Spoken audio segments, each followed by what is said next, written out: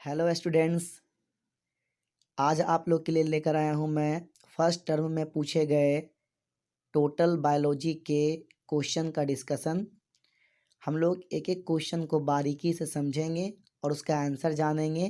पहला क्वेश्चन है, इन alimentary canal the specific enzyme juice secreted in location, that means the specific juice enzyme जो आपका है वो सीक्रेट हुआ लोकेशन 1 2 3। बाबू आपका यहाँ पर जो लोकेशन 1 है ये तो आपको पता चल रहा है माउथ। आप ये बता दो, मैंने बता रखा है पहले भी कि माउथ में जो एंजाइम रिलीज होता है उसको एमाइलेज बोलते हैं। क्या बोलते हैं? एमाइलेज। तो आपका पहले तो आ गया कि पहला क्या होगा? एमाइलेज होगा। क्लियर है? सेकंड देख लेते हैं, सेकंड क्या है आगे फिगर में। सेकंड में आपका दिखाया जा रहा है बाबू लीवर को। लीवर के नीचे में गॉल ब्लैडर है उसको दिखाया जा रहा है। तो यहाँ पर गॉल ब्लैडर होता है, तो गॉल ब्लैडर में क्या रिलीज होता है बाबू? गॉल ब्लैडर में से रिलीज होता है बाइल जूस। क्या होता है? Bile juice. तो आपका सेकंड क्या हो जाएगा? Bile juice. अब इसको कंटिन्यू करते हैं। थर्ड वाले में क्या बोलता है बाबू? थर्ड वाला आपका स्मॉल इंटेस्टाइन के पार्ट को दिखाया गया है। यहाँ पर क्या रिलीज होगा? यहाँ पर आपका रिलीज होगा वो पेप्सिन या ट्रिप्सिन, लेकिन मेनली यहाँ पर आपका ट्रिप्सिन रिलीज होता है। क्या होता है? ट्रिप्सिन। अब हम लोग देख लेते हैं क्या ऑप्शन क्या क्या आपका है, उसके अकॉर्डिंग इसका आंसर टिक लगाएंगे हम लोग। तो बाबू ऑप्शन फर्स्ट जो आपका है एमाइलेज, पेप्सिन और बाइल। तो पहला में आपका क्या था? पहला आपका एमाइलेज सही है लेकिन पेप्सिन नहीं है। सेकंड में क्या है बाबू? बाइल है। तो आपका पहला आंसर ये जो आपका है ये तो गलत हो गया। ठीक है, सेकंड क्या हो गया? आपका सही हो गया क्योंकि ये फर्स्ट में एमाइलेज होगा। पहला क्या था बाबू? एमाइलेज, माउथ में एमाइलेज होगा। ठीक है, सेकंड में आपका क्या होगा बाबू? सेकंड में आपका क्या था? बाइल, गॉल ब्लैडर था तो क्या होगा? बाइल होगा। और थर्ड में क्या था बाबू? आपका स्मॉल इंटेस्टाइन का पार्ट, और क्या होगा इसमें से? ट्रिप्सिन। क्या होगा? ट्रिप्सिन। तो आंसर क्या हो जाएगा बच्चे? आंसर हो जाएगा आपका बी, एमाइलेज, बाइल और ट्रिप्सिन। क्लियर है? चलिए नेक्स्ट में आते हैं। The correct sequence of anaerobic respiration in our muscle cells during exercise। कहने का मतलब क्या बोला जा रहा है बाबू कि आपका करेक्ट सीक्वेंस पता करना है। कहाँ? एनारोबिक रिस्पायरेशन में। कब? जब मसल सेल्स आपका हैवी एक्सरसाइज कर रहा हो तब।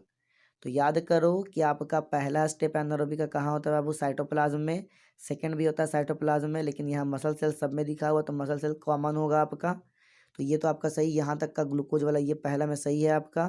पायरोवेट का मसल सेल में आपका ब्रेक होकर लैक्टिक एसिड बनाना है ना। रोहित शर्मा को याद कर लो, लंबे समय तक सिक्सेस मारते हैं, उनका लैक्टिक एसिड फॉर्म हो जाता है कहाँ? मसल्स में। एनर्जी मिलते रहती है लेकिन उतनी नहीं मिल पाती जितनी कि रिक्वायर्ड है, तो एनर्जी यहाँ होगा। तो ऑप्शन क्या हो जाएगा आपका? ए हो जाएगा।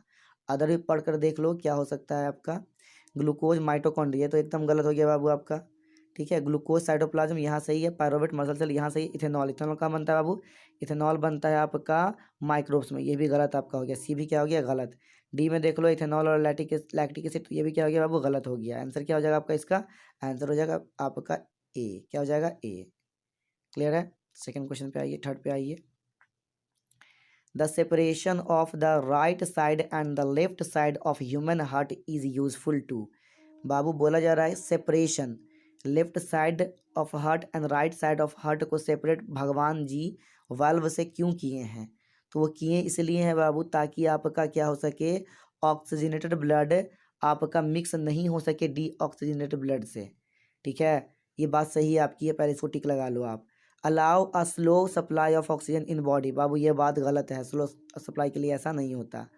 सी में क्या है? Supply energy to animals with low energy need. ये भी बाबू गलत है बात, है ना। हम लोगों को एनर्जी की नीड ज़्यादा होती है। डी में है often change their body temperature. जी नहीं बाबू, ये भी गलत है।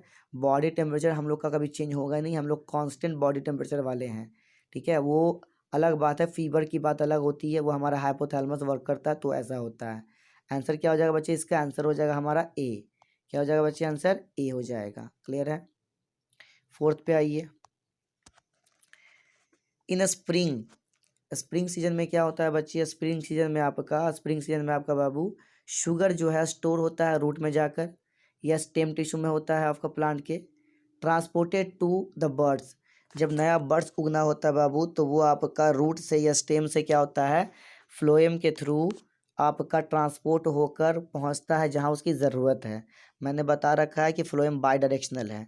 फ्लोएम आपका नीचे भी लेकर आता है आपका फूड को, और फिर नीचे जब जमा कर देता है यहाँ रूट में, तो ज़रूरत पड़ने पर यहाँ से ऊपर भी ले जाता है, इसलिए इसको बाई डायरेक्शनल बोलते हैं। तो आंसर क्या हो जाएगा बच्चे? आपका आंसर हो जाएगा, देखो मैं पढ़ रहा हूँ ऑप्शंस को। ऑप्शन ए में the energy need of the birds to grow, ठीक है, ये सही है। टेम्परेचर रेगुलेशन, बात गलत है बाबू, टेम्परेचर रेगुलेशन के लिए कभी भी ऐसा काम नहीं होता।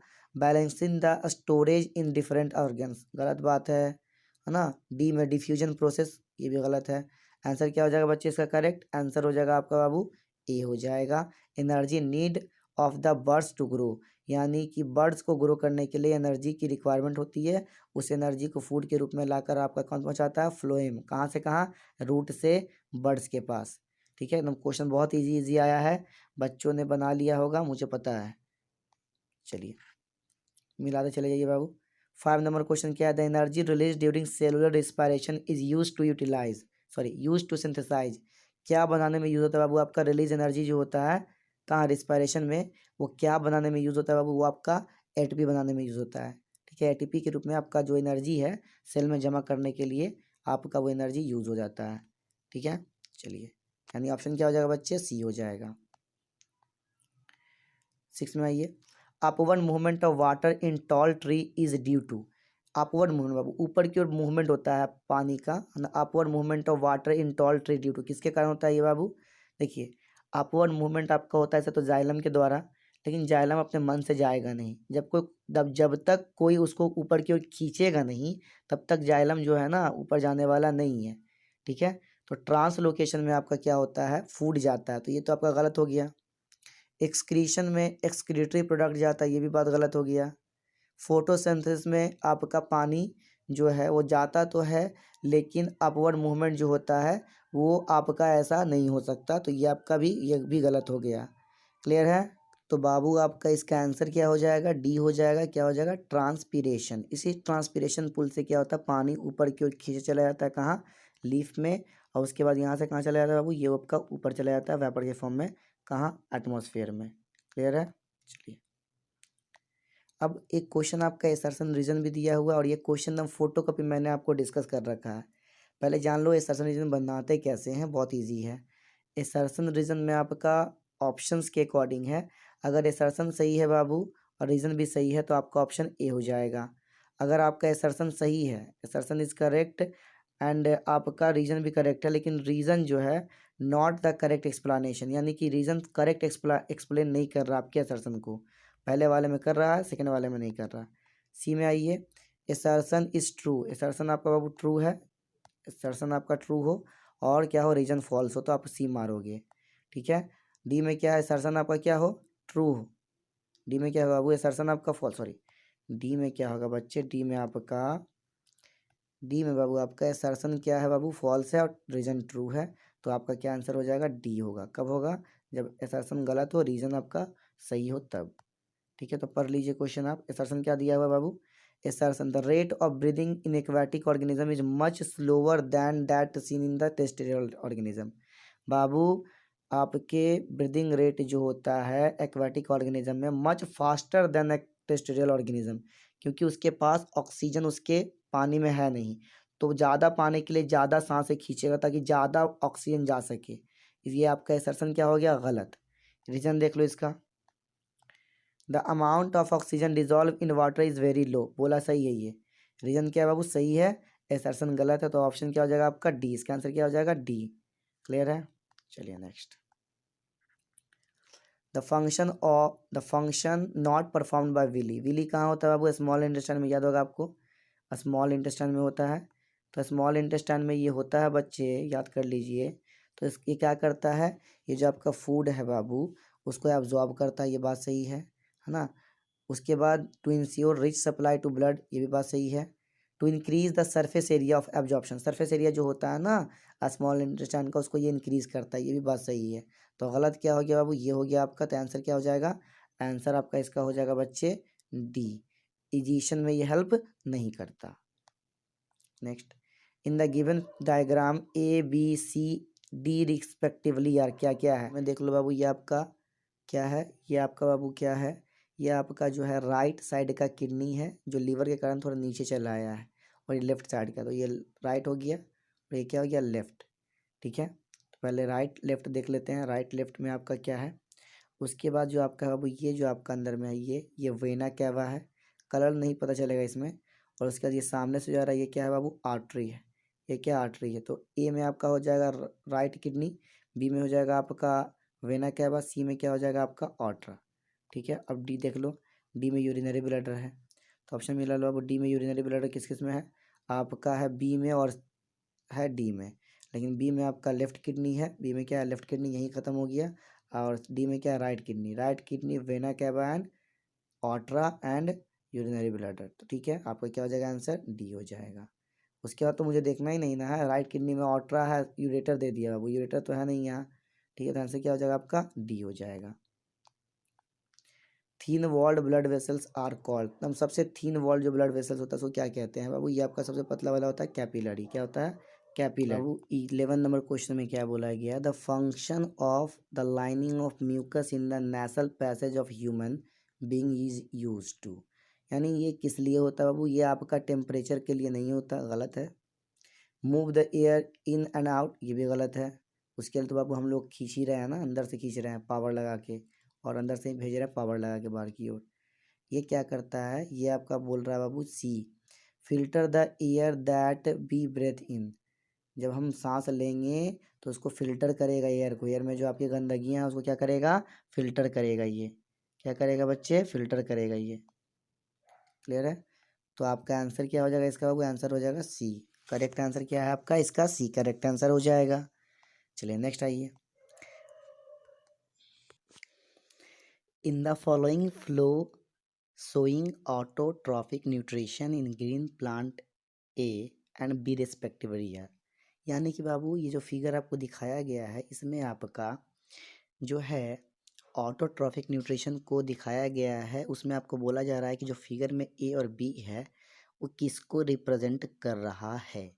क्लियर है, तो देख लीजिए फिगर बाबू, देखिए आप, CO2 कार्बन डाइऑक्साइड मिलेगा, सनलाइट और क्लोरोफिल यूज होगा तो कार्बन डाइऑक्साइड सॉरी कार्बोहाइड्रेट बनेगा यानी ग्लूकोज।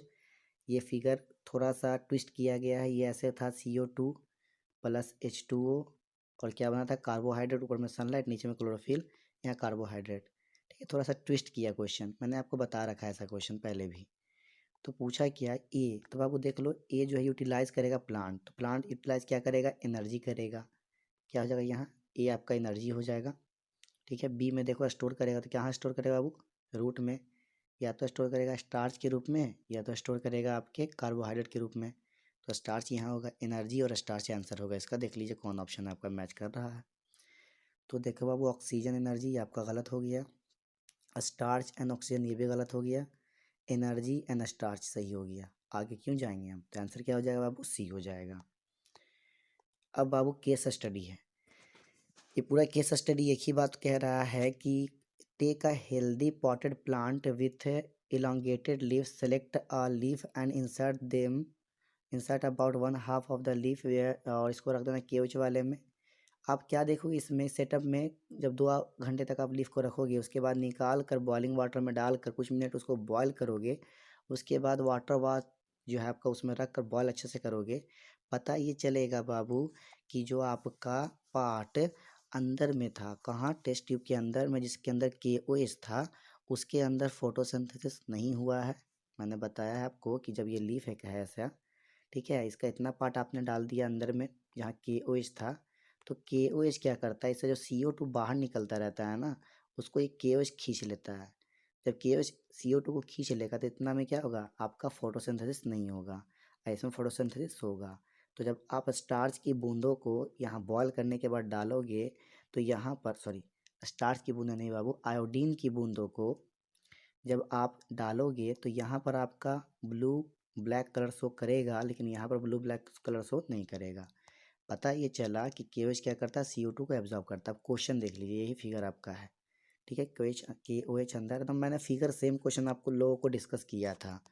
ठीक है, द फंक्शन ऑफ KOH किसको एब्जॉर्ब करेगा बाबू, मैंने बता रखा आपको, ये CO2 को एब्जॉर्ब करेगा। तो आंसर क्या हो जाएगा, रिलीज CO2 बी। ठीक है, उसके अलावा कुछ देखना ही नहीं है इसमें। Next, On the basis of this activity, we may conclude that the essential factor for photosynthesis, क्या पता चला इससे कि CO2 की रिक्वायरमेंट है, CO2 की ज़रूरत है क्या चीज़ में, फोटोसिंथेसिस में। आंसर आपका ए हो जाएगा।